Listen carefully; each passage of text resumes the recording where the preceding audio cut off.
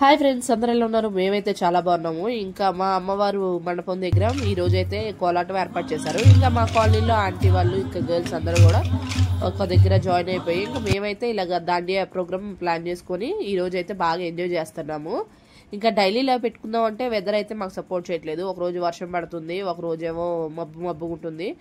ఇంకా ఈ రోజు అయితే అన్ని విధాలుగా కుదిరింది అనమాట. ఇంకా మేమైతే బాగా ఎంజాయ్ చేసాం. మీరు కూడా చూసేసేయండి, అలాగే సపోర్ట్ చేయండి. Thanks for watching my videos. Bye bye.